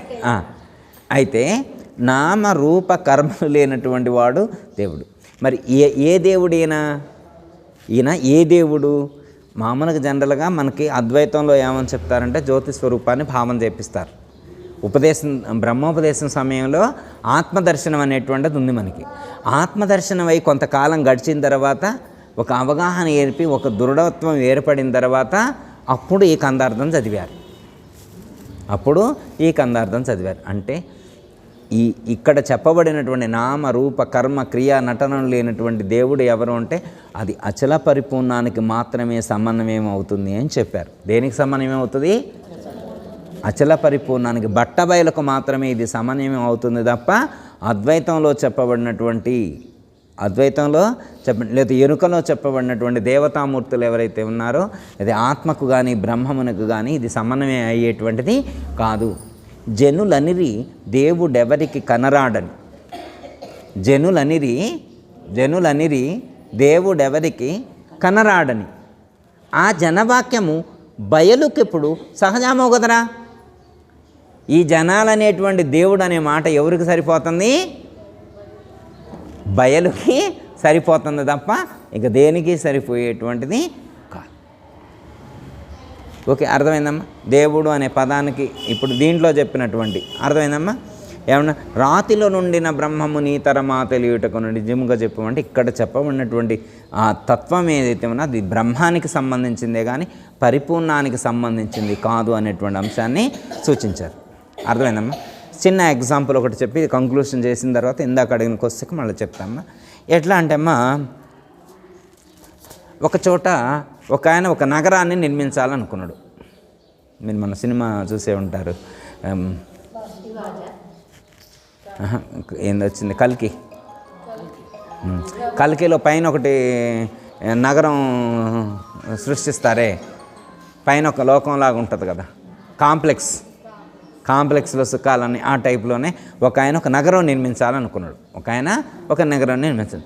ఆయన నగరాన్ని దేంతో నిర్మించాలనుకున్నాడు? ప్లాస్టిక్తో నిర్మించాలనుకున్నాడు. దేంతో? ప్లాస్టిక్తో నిర్మించాలనుకున్నాడు. ఒక 1000 టన్నులు తీసుకొచ్చి అక్కడ పెట్టిండు. 1000 టన్నులు ప్లాస్టిక్ తీసుకొచ్చి అక్కడ పెట్టిండు. ఆ ప్లాస్టిక్ తోటి ఇల్లు కట్టిండు. ఆ ప్లాస్టిక్ తోటే చెట్లు కట్టిండు, ఆ ప్లాస్టిక్ తోటే రోడ్లు వేసిండు, ఆ ప్లాస్టిక్ తోటే కాళ్ళు తయారు చేసిండు, ఆ ప్లాస్టిక్ తోటే మనుషులను తయారు చేసిండు, ఆ ప్లాస్టిక్ తోటే కుక్కలను తయారు చేసిండు, ఆ ప్లాస్టిక్ తోటే అన్నీ తయారు చేసిండు. అన్నీ తయారు చేసింది ఆ నగరంలో ఉన్న ప్రతి ఒక్కటిని ఆ 1000 టన్నుల ప్లాస్టిక్ తోటే చేసిండు. ఇప్పుడు ఆ నగరం మొత్తంలో ఏముంటుంది? ప్లాస్టిక్ ఉంటుంది కదా. ఆ ప్లాస్టిక్తో చేసిన బొమ్మల్లో ఒకడు ముఖ్యమంత్రి అని, ఒకడు మంత్రి అని, ఒకడు ఎమ్మెల్యే అని, ఒకడు కార్పొరేటర్ అని, ఒక మున్సిపల్ చైర్మన్ అని, జెడ్పీ చైర్మన్ అని, ఇట్లా పదవులు కొట్టించి వాళ్ళని కూడా సర్పంచులని ఇట్లా నిల్చోబెట్టి జనాలు టీచర్స్ అని, లాయర్స్ అని, జడ్జీలని ఇట్లా అందరినీ సృష్టించిండు. ఆ నగరం దానికి ఒక యాక్షన్ ఇచ్చిండు, దానికి ఒక యాక్షన్ కూడా ఇచ్చిండు. అది మొత్తం నడుస్తుంది. ఇప్పుడు ఆ ప్లాస్టిక్ నగరం మొత్తం నడుస్తుంది. ఆయన టెక్నాలజీతోటి దాన్ని నడిపిస్తున్నాడు. ఇప్పుడు అందరూ మంచిగానే నడుస్తున్నారు. ఒక కూలోడు ఉన్నాడు, అర్థమైందమ్మా, మేనేజర్ ఉన్నాడు, సూపర్వైజర్ ఉన్నాడు, ఎండి ఉన్నాడు, సిఈఓ ఉన్నాడు, వీళ్ళందరూ ఉన్నారు. వీళ్ళందరూ కూడా దేంతో తయారు చేయబడ్డారు? ప్లాస్టిక్తో. వీళ్ళందరూ కూడా ప్లాస్టిక్తో తయారు చేయబడ్డారు. ఇప్పుడు అక్కడ డ్రైనేజీలో వాటర్ పోతుంది, ఆ డ్రైనేజీలో పోయే వాటర్ కూడా ప్లాస్టిక్. డ్రైనేజ్ అంతా ప్లాస్టిక్ తప్ప ఇంకేమీ లేదు. ఇప్పుడు అక్కడ ఉన్నటువంటి డ్రైనేజ్ క్లీన్ చేసేవాడు అక్కడ ఉన్నటువంటి ముఖ్యమంత్రి సమానమా కాదా? ఇప్పుడు అక్కడ ఉన్నటువంటి ముఖ్యమంత్రి కానీ, ఎమ్మెల్యే కానీ, ఎంపీ కానీ వాళ్ళందరూ ఇక్కడ ఒక రైతుతో కానీ, అక్కడ డ్రైనేజీ వర్క్ చేసేవాడితో కానీ సమానమేనా కాదా? ఎక్కువ తక్కువ ఏమైనా ఉంటుందమ్మా? పలానా వాళ్ళు ఎక్కువ అని కానీ, పలానా వాళ్ళు తక్కువ అని కానీ ఏమైనా ఉంటుందా? పోనీ అక్కడ ఉన్నటువంటి ఆభరణాలన్నీ ప్లాస్టిక్ తోటి చేసినప్పుడు ఒకటి ఎక్కువ ఒకటి తక్కువ అని ఏమైనా ఉంటుందా? ఎక్కువ తక్కువ ఉంటుందమ్మా? ఉండదు కదా. ఇది అర్థమైందా? అంతా ప్లాస్టిక్మయం, అంతా ప్లాస్టిక్ తోటే నిర్మించబడి. ఇప్పుడు అంతా ప్లాస్టిక్ తోటే నిర్మించబడినప్పుడు ఒకటి ఎక్కువ తక్కువ అనేటువంటి భావన లేదు కదా.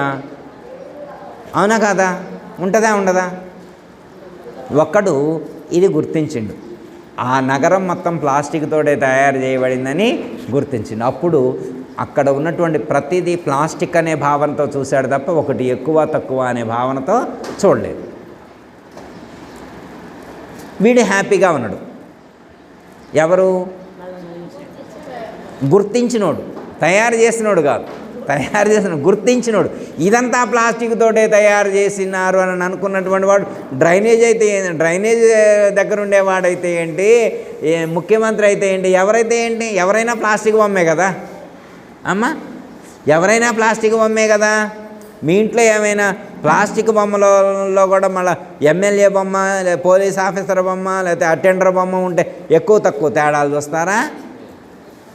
అంతా ప్లాస్టిక్ అనే జ్ఞానంతో ఉంటాం కదా. అప్పుడు ఈయన దృష్టిలో ఏమైనా డిఫరెన్స్ ఉంటుందా అమ్మా? ఇది అర్థమైంది. అలాగే మనం కూడా అంతా బ్రహ్మము నుండే వచ్చింది. బ్రహ్మము నుండి అవ్యక్తము నుండి మహత్తు నుండి మాదంకర నుండి తన్మాత్రకుల నుండి పంచమహాభూతాలు, అంతేనమ్మా, పంచమహాభూతాల నుండి అఖిలం జగత్తు. అమ్మయ్య, బ్రహ్మము నుండి చరాచర జగత్తు. బ్రహ్మమే జగత్తుగా మారాడు, ప్లాస్టికే నగరంగా మారింది. అక్కడ ఏమైంది? ప్లాస్టిక్ నగరంగా మారింది, ఇక్కడ బ్రహ్మము జగత్తుగా మారింది. ఇప్పుడు మనమందరం కూడా బ్రహ్మమేనంట. అక్కడంతా ప్లాస్టిక్ ఎట్లుందో మనమందరం కూడా బ్రహ్మమే. ఈ టేబుల్ బ్రహ్మమే, ఈ ఫోను బ్రహ్మమే, మైకు బ్రహ్మమే, ఫ్యాను బ్రహ్మమే, లైటు బ్రహ్మమే, కుర్చీలు బ్రహ్మమే, ఎక్కడున్న వాళ్ళందరూ కూడా బ్రహ్మమే. ఈ జ్ఞానం మనకి కలిగిందా అమ్మ? అంతా బ్రహ్మమే అనే జ్ఞానం మనకి కలిగిందా? కలిగితే సపోజు పద్మజ గారు వాళ్ళ ఇంట్లో బంగారం ఎక్కువ ఉందని చెప్పి ఓ 2 క్వింటాలు అక్కడ వేసారనుకో అమ్మ, ఇటుపక్క ఎవరో ఇనప మొక్కలు వేశారు. వెళ్ళేవాళ్ళు అంతా బ్రహ్మమే అని అనుకున్నప్పుడు బంగారం మొక్కలు తీసుకెళ్తారా, ఇనప మొక్కలు తీసుకెళ్తారా? ఏదైనా ఒక్కటే నాయన, ఇది బ్రహ్మమే, అది బ్రహ్మమే. మేము ఆశ్రమంలోకి వెళ్ళి పరిపూర్ణాన్ని తెలుసుకున్నాం, లేకపోతే ఆశ్రమంలోకి వెళ్ళి ఆత్మజ్ఞానాన్ని తెలుసుకున్నాం. మా దృష్టిలో అంతా ఒకటే నాయన, ఏదైనా ఒకటే అని చెప్పి ఇనప మొక్కలు ఎవరైనా తీసుకెళ్తారా అమ్మ? మనమైతే ఇనప మొక్కలే తీసుకెళ్తాం కదా. ఎవరో తీసుకెళ్తారు బంగారం కావాలని, మనకేంటి ఏదైనా ఒకటి అంతా బ్రహ్మమే కదా. అయ్యా అదేంటి మళ్ళీ అట్లెంట్లో తీసుకెళ్తాం. అంతా బ్రహ్మమే అయినప్పుడు మళ్ళీ అక్కడ బంగారం దానికి కూడా క్యూ ఉన్నారు. అంతా జ్ఞానులు అయినప్పుడు బంగారం కాడ ఎందుకు క్యూ ఉంటారు, మరి ఇనప ముక్కల కాడ ఎందుకు క్యూ ఉండరు? ఇది కూడా బ్రహ్మమే కదా, ఇది కూడా దైవంతో తయారు చేయబడింది అనే అంతా ప్లాస్టికే అనే జ్ఞానం ఉన్నప్పుడు, అంతట్లో ప్లాస్టిక్నే చూసినట్లు అంతా బ్రహ్మమే ఉన్నప్పుడు అంతటిలో బ్రహ్మాన్ని మనం చూడగలుగుతున్నామా? లేదు. అంటే మనకు ఆత్మదృష్టి లోపించింది. మనకి ఏ దృష్టి లోపించింది? ఆత్మదృష్టి లోపించింది. ఫ్యాన్ అలాగనే కనబడుతుంది, ఫోన్ అలాగనే కనబడుతుంది, పిన్న అలాగనే కనబడుతుంది. ఆత్మ ఎక్కడా కనబడటలేదు.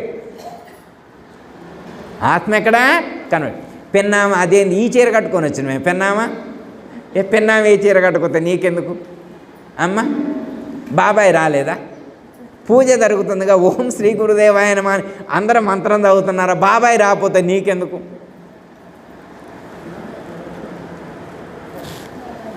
అంటే అమ్మా ఆత్మదృష్టి అంటే అది.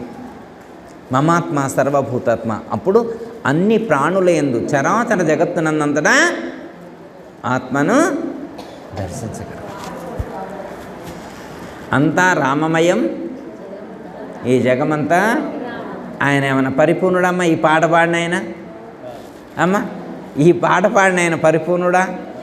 ఆయన అంతటా రాముడే చూశాడు. శ్రీరామదాస్ గారికి అంతా రామస్వరూపమే కనిపించింది, రాముని మయంగా మనకి అట్లా కనపట్టల్లా. మనకంతా గురుస్వరూపంగా కనబడుతుందా? గురుమయంగా కనిపిస్తుందా?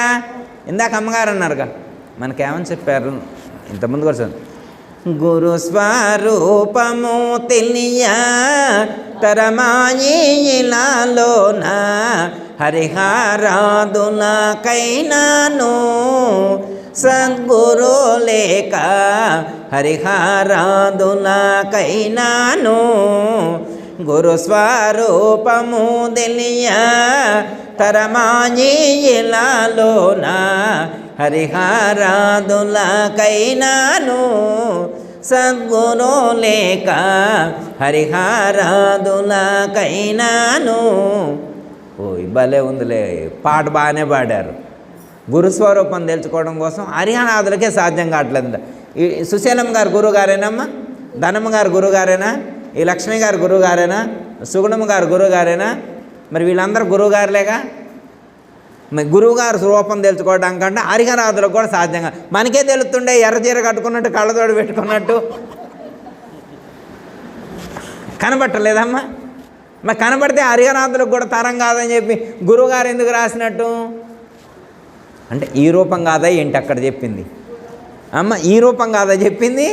అక్కడ చెప్పిన గురుస్వరూపం ఇది కాదు. ఇదైతే మనందరం కనబడే రూపమే. ఈ రూపం అయితే మనందరం కనబడే రూపమే. కానీ అక్కడ చెప్పబడినటువంటి రూపం ఈ రూపం కాదు. అక్కడ చెప్పబడినటువంటి రూపం ఎలాంటిది? గుకారస్య గుణాతీత రుకారస్య రూపవర్జిత. గుణ రూపములు లేనటువంటి అఖండ పరమాత్మ ఏదైతే ఉన్నదో, అఖండ చైతన్య స్వరూపం ఏదైతే ఉన్నదో అది గురుస్వరూపము. అది గురుస్వరూపము. అట్టి గురుస్వరూపాన్ని తెలుసుకున్నటువంటి అట్టి గురుస్వరూపాన్ని తెలుసుకోవడం హరిహరాదులకు కూడా సాధ్యం కాదన్నారు. అర్థమైందమ్మా? అంటే ఏంటి అర్థం? హరిహరాదులకే కష్టమైందంటే మరి నీకు కష్టం కాదా? అంటే హరిహరాదుల కంటే ఎక్కువ తక్కువ మనం ఇప్పుడు హరిహరాదుల కంటే ఎక్కువ తక్కువ సరే, తక్కువ కాకపోయినా ఇందాక అనుకున్నట్టు సమానం అనుకుందాం. మరి హరిహరాదులతో సమానం అయితే నువ్వు హరిహరాదులకే సాధ్యం కాదన్నారు. మరి నీకు సాధ్యమైద్దా? ఎప్పుడు సద్గురు లేక గురుస్వరూపము తెలియ తరమా ఇలలోన హరిహరాదులకైనను సద్గురు లేక, సద్గురువు లేనప్పుడు వాళ్ళకైనా కష్టమే. హరిహరాదులకైనా, హరిహర బ్రహ్మేంద్రాది దేవతలకైనా కానీ ఆ యొక్క పరమాత్మ యొక్క స్వరూపాన్ని తెలుసుకోవడం కష్టమే అవుతుంది అని చెప్పారు. అర్థమైందమ్మా? కాబట్టి సద్గురువు యొక్క అవసరం ఖచ్చితంగా ఉన్నది. బాహ్యమైనటువంటి పాంచభౌతికమైనటువంటి రూపాన్ని దర్శించడానికి ఎవ్వరి యొక్క అవసరం లేదమ్మా. అర్థమైందమ్మా? దేనికి అవసరం? లోపల ఉన్నటువంటి చైతన్యం ఏదైతే ఉన్నదో దాన్ని తెలుసుకోవడం కోసం గురువు యొక్క అవసరం, లేకపోతే పరిపూర్ణాన్ని గురించి తెలుసుకోవడం కోసం, పరిపూర్ణాన్ని దర్శించడం కోసం గురువు యొక్క అవసరం ఖచ్చితంగా ఉంటుంది. అందులో ఏమాత్రం కూడా సందేహం లేదు. ఇప్పుడు మన శరీరంలో ఉందనుకున్నాగా ఇందాక, అనుకోవాలా? ఏమ్మా ఉందనుకున్నాగా. ఇప్పుడు చూసేది అదేనా? వినేది అమ్మయ్య, రుచి ఎరిగేది, స్పర్శలు ఎరిగేది అది. ఫ్యాన్ బంద్ చేస్తే ఊక్కుంటాం, పెన్నాం ఫ్యాన్ అయ్యో అవసరం. అర్థమైందమ్మా? అయితే ఇవన్నీ ఎరిగేటువంటి శబ్ద స్పర్శ రూప రస గంధములను ఎరిగేటువంటి తెలివి ఇప్పుడు లోపల ఉన్నదా లేదా? నిజంగా లోపల ఉందమ్మా. ఆ లోపల ఉన్నది ఎవరు? గురుస్వరూపం. అది ఎక్కడుంది? గురుస్వరూపం అనేటువంటిది మన శరీరంలో ఎక్కడున్నది?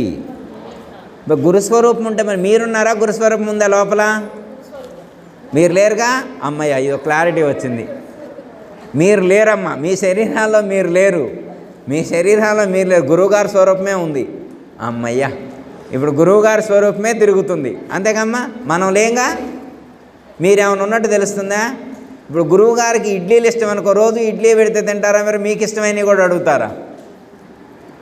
గురుస్వరూపం ఉంటే గురువుగారికి ఇష్టమైన నగలేసుకోవాలా, గురువుగారు సాధన చేసినట్టే చేయాలి. ఇప్పుడు మనకిష్టం, మనం ఉంటే మన ఇష్టాన్ని పనిచేస్తాం. ఇప్పుడు గురువుగారికి ఇష్టమైన చీరలు అయ్యి ఉన్నాయి, అయ్యే కట్టుకుంటారా? గురువుగారికి ఇష్టమైన డ్రెస్సులే వేసుకుంటారా? అర్థమైందమ్మా? గురువుగారు ఉంటాం కాదు, నేను కూడా ఉన్నట్టు తెలియట్లా, నా ఆలోచనలు కానీ నా భావాలు కానీ తెలియట్లా, నేనున్నట్టు తెలియట్లే. గురువుగారు ఒక్కడే ఉన్నట్టు తెలుస్తుందా? నేనున్నట్టు తెలియట్లేదా? మీరున్నట్టు మీకు తెలియట్లేదా? మీ తెలివి కానీ మీ ఆలోచన కానీ మీ ఇష్టాలు మీ కష్టాలు ఇవన్నీ తెలియట్లేదమ్మా. మనం కూడా ఉన్నాం. అసలు మనం ఉన్నామా లేవా అన్నదే ఇక్కడ ముఖ్యం. ఇప్పుడు గురువుగారు ఉన్నారు అన్నాం, ఓకే. మనం కూడా ఉన్నామా లేమా? ఓకే, మనం కూడా ఉన్నాం. గురువుగారు ఉన్నారు, మనం ఉన్నాం. ఇద్దరు ఎక్కడున్నారు? లోపలే ఉన్నాం. మరి వాళ్ళిద్దరు కూర్చొని మాట్లాడుకుంటే సరిపోయింది, మనకెందుకు గోల? లోపల గురువుగారి శక్తి ఉంది, మనం కూడా లోపలే ఉన్నాం. గురువుగారు ఎక్కడ ఉన్నాడు? గురుస్వరూపం ఎక్కడుందమ్మా? మనం ఎక్కడున్నాం? మరి గురుస్వరూపం నువ్వు లోపల మాట్లాడుకుంటే సరిపోయింది కదా, ఇంకా మళ్ళీ వేరే గురువు ఎందుకు? లేదా గురుస్వరూపం లోపల లేదమ్మా? నేను కూడా ఉన్నాగా. మరి నువ్వు ఉంటే గురుస్వరూపాన్ని చూడవచ్చు కదా. వేరువేరుగా మా అమ్మాయి ఏంటంటే, నేను గురుస్వరూపం కంటే భిన్నంగా ఉంటే కదా వేరే ఎతకడానికి వేరే మాట్లాడటానికి అంటుంది. నేను లోపల ఉన్నటువంటి పరమాత్మ స్వరూపం కంటే వేరుగా లేను కదా, నేను ఆ పరమాత్మ స్వరూపమే అయి ఉన్నాను కదా. అహం బ్రహ్మస్మి, బ్రహ్మమే నేను, నేనే బ్రహ్మము కదా. సోహమస్మి అంటే బ్రహ్మమే నేను అయి ఉన్నాను కదా. తత్వమసి, తత్వమసి రూపమై ఉన్నది నేనే కదా, ఉన్నది నేనే కదా. అంటే నేను లోపల ఉన్న గురుస్వరూపం కంటే వేరుగా లేను, నేను కూడా ఆ స్వరూపమే అయి ఉన్నాను. మరి అయినప్పుడు ఇంక మీరు ఎక్కడున్నారు? ఆయనే ఉంటాడు కదా. ఉన్నది ఒక్కటే. ఇన్నున్నాయా? 4-5 ఉంటే పోటీ పడరమ్మ. లోపల ఉంటే మనకి ఇబ్బంది కాదు. 4-5 ఉంటే పోటీ పడరు.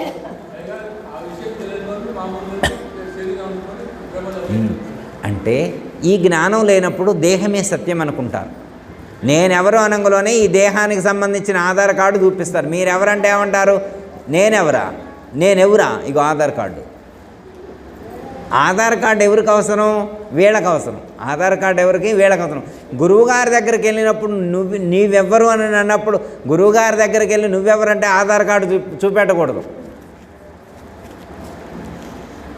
గురువుగారి దగ్గరికి వెళ్ళినప్పుడు నువ్వెవరు అంటే ఏమనాలా? అహం బ్రహ్మస్మి,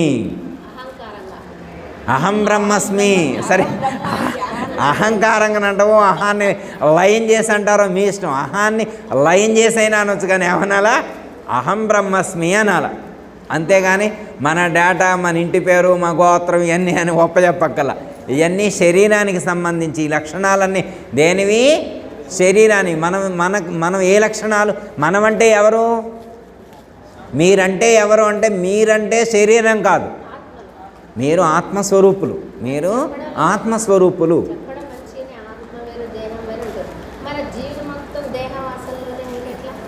అంటే అమ్మా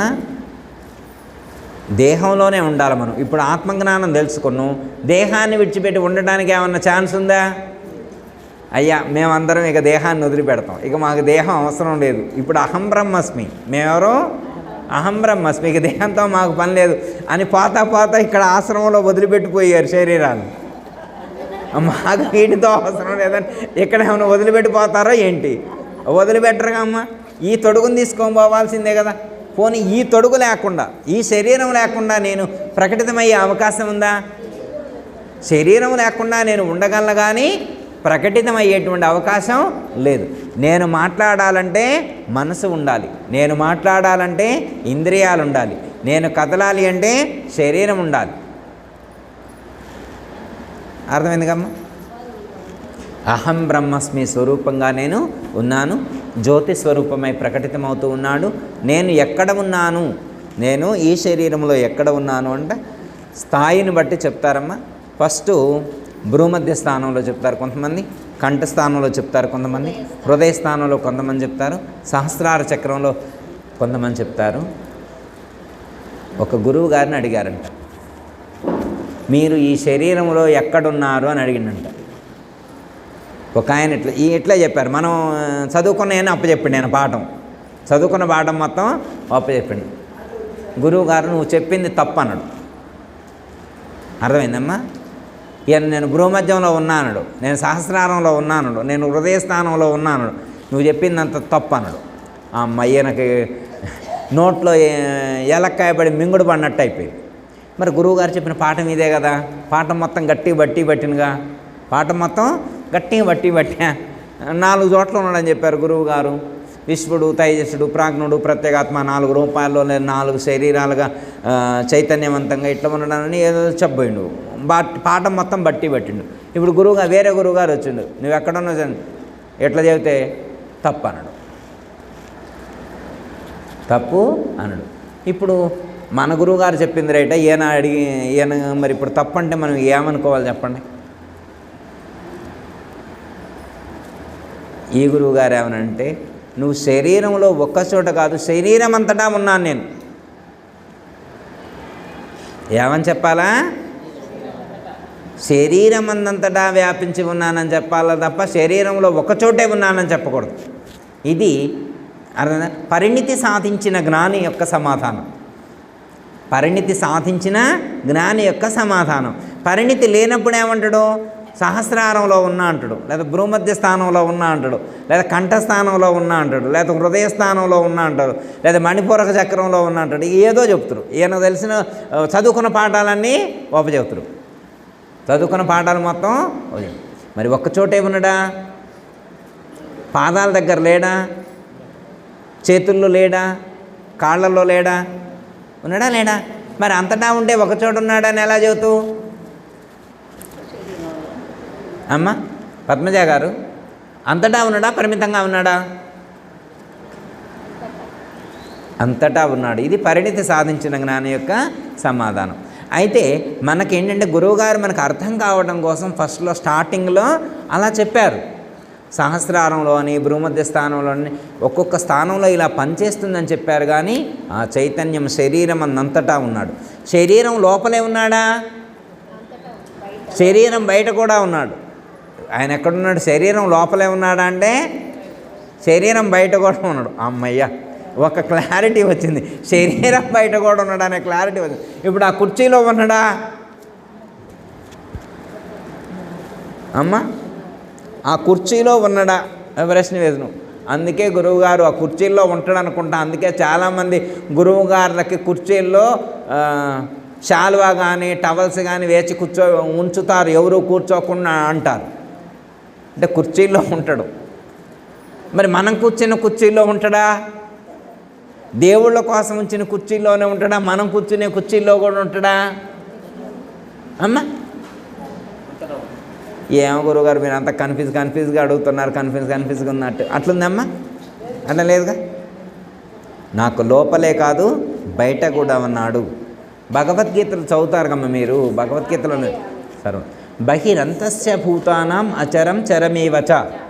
బహిరంతస్య భూతానాం అచరం అంటే కదిలే వాటి యందు కదలని వాటి యందు లోపల వెలుపల అంతటా వ్యాపించి ఉన్నాడు.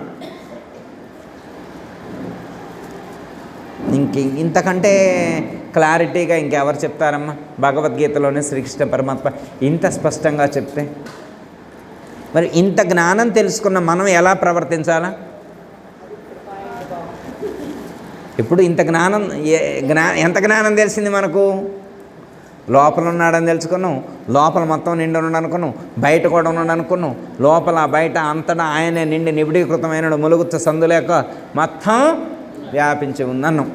వ్యాప్య నారాయణ స్థిత, నారాయణుడే సర్వత్రా వ్యాపించి ఉన్నాడు. లేదా శివుడే అనుకోండి, వెంకటేశ్వర స్వామి అనుకోండి, ఏదో ఒక దేవుడు ఏదో ఒక పేరుతో వ్యాపించి ఉన్నాడని తెలుసుకున్నాం.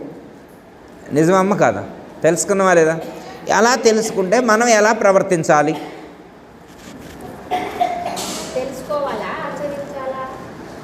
ఏం మరి అమ్మవారు అడుగుతున్నారు ఆ ప్రశ్నకి నేను సమాధానం ఏం చెప్తాను? అమ్మ తెలుసుకోవాలా ఆచరించాలా అన్నారు. తెలుసుకున్న వాళ్ళు ఎలా ఏ స్థితిలో ఉండాలి? తెలుసుకున్న వాళ్ళు ఎలాంటి ఆచరణ కలిగి ఉండాలి? ఎలాంటి ఆచరణ కలిగి ఉన్న వాళ్ళు తెలుసుకున్నట్టు గుర్తు? పలానా వాళ్ళని చూస్తే వీళ్ళు జ్ఞానులు అని మనం అనుకోవాలి. పలానా వాళ్ళని చూస్తే ప్రవర్తనలో మార్పు రావాలి. ప్రవర్తనలో మార్పు రావాలి. అర్థమైందమ్మా? వాళ్లకు ఎక్కడా భేదం కనిపించదు. అందరినీ సమానంగా చూస్తారు. అందరినీ సమానంగా చూస్తారు. అన్నిటినీ సమానంగా చూస్తారు. అన్నిటినీ పరమాత్మ స్వరూపంగా వారు భావన చేయగలుగుతారు. అలా భావన చేసినటువంటి వాళ్ళు జ్ఞానులని గుర్తు. ఇందాక నేను చెప్పాకమ్మా, అదే ఎగ్జాంపుల్ భగవద్గీతలో కూడా శ్రీకృష్ణ పరమాత్మ చెప్పారు. మట్టిని, రాయిని, బంగారాన్ని. వేటినమ్మా? మట్టిని, రాయిని, బంగారాన్ని. ఈ మూడింటిని సమానంగా చూస్తారట. ఎవరు? ఈ జ్ఞానులు. ఎవరు? ఈ జ్ఞానులు. అర్థమైందమ్మా? ఇప్పుడు పోతా వాళ్ళ ఇంట్లో అయ్యా అమ్మ కాస్త మట్టి తక్కువైంది, మా ఇంట్లో కుండ పెట్టుకోవాలా, 2 బొచ్చల మట్టి అంటే ఇస్తారా? ఇవ్వరా? ఇస్తారు కమ్మ. పోనీ 4 ఇటుక రాళ్ళు తక్కువైనాయి అమ్మ అంటే ఇటుకలు ఇస్తారా? ఇవ్వరా? పోనీ 2 నాపరాళ్ళు ఇమ్మంటే ఇస్తారా? ఇరా? అమ్మ పిల్లకి పెళ్లి చేయాలి, 2 కేజీల బంగారం ఇమ్మంటే ఇస్తారా? ఇవ్వరా? అమ్మ అంటే అది ఎవరు? వెండి అయితే ఇస్తారు కానీ బంగారం ఎవరు? 2 కేజీలు వెండి అయితే ఇస్తారు. ఇస్తారమ్మ? వెండి కూడా ఇరమ్మ. ఇనివే ఇయ్యరంట, ఇక వెండి ఏమి ఇస్తారు అమ్మ? ఇనివే ఎవరు, వెండి ఏమి ఇస్తారు అంటే అమ్మ ఇవన్నీ ఇవ్వాలని కాదు అర్థం. భగవద్గీతలో శ్రీకృష్ణ పరమాత్మ చెప్పింది బంగారాన్ని ఉన్నదంతా దానం చేయాలని కాదు చెప్పింది. ఉద్దేశం అది కాదు. మోక్షాన్ని సాధించడానికి మట్టి ఎలా ఉపయోగపడదో, రాళ్ళు ఎలా ఉపయోగపడదో, వెండి ఎలా ఉపయోగపడదో, బంగారం కానీ ప్లాటినం కానీ డైమండ్స్ కానీ ఏవి కూడా మోక్షానికి ఉపకరించవు. అది ఉద్దేశం, ఇంటెన్షను అది. జ్ఞానానికి వాటికి సంబంధం లేదు. అవన్నీ ఇక్కడ విడిచిపెట్టి పోయేటువంటివి అయినటువంటి జ్ఞానంతో మనం జీవించాలి. అంటే అందరి యందు సమదృష్టి కలిగి సమభావంతో జీవించేటువంటి ప్రయత్నం చేయాలి. అలా జీవించేటువంటి వాడికి రాగము కానీ ద్వేషం కానీ ఉండదు. ప్రేమ ప్రపూర్ణంగా జీవించగలుగుతారు. ఇలాంటి జ్ఞానాన్ని పెంపొందింప చేసుకునేటువంటి ప్రయత్నం చేద్దాం. ఆ జ్ఞానంతో జీవించుదాం. అలాంటి జ్ఞానం కలిగినటువంటి వాడికి రాతిలో నుండిన బ్రహ్మము తెలుసుకొనుట చాలా సులువు. రాతిలో నుండిన బ్రహ్మము తెలియుటకును నా తరమౌ. అర్థమైందమ్మా? తరమా నీ తరమా తెలియటకు అన్నాడు కదా, తెలియటకు నా తరమే అని చెప్పగలుగుతాడు. అవునా? నేను నిజంగానే చెప్తున్నా అనని మనం ఇక్కడ దానికి ఎదురు కౌంటర్ ఇవ్వాలన్నమాట. రాళ్లలో ఉన్న బ్రహ్మాన్ని కూడా నేను తెలుసుకోగలను అని చెప్పగలిగితే అతను ఆత్మజ్ఞాని. అర్థమైందమ్మా? అలాంటి స్థితిలో మనం ఉండేటువంటి ప్రయత్నం చేద్దాం. మరి సుశీలమ్మ గారు చదివినటువంటి 2 కందార్థాలకి కంక్లూషన్. ఓకే అమ్మా. దయతల సద్గురు ప్రభు మహారాజ్ అందరికీ జై గురు. మరిన్ని ఆధ్యాత్మిక రహస్యాల కోసం అచల బోధ, ఆత్మబోధ, భగవద్గీత, అలాగే పండుగల్లో దాగిన అర్థాలు, అంతరార్థాల కోసం మరియు యోగము, ధ్యానము మొదలైన అనేక ఆధ్యాత్మిక తెలుగు ప్రవచనాల కోసం క్రింద ఉన్నటువంటి రెడ్ కలర్ సబ్స్క్రైబ్ బటన్ను క్లిక్ చేయండి. అలాగే ప్రక్కనే ఉన్నటువంటి గంట సింబల్ను నొక్కండి. అలాగే ఈ వీడియో మీకు నచ్చినట్లయితే లైక్ చేయండి మరియు షేర్ చేయండి. జై గురు.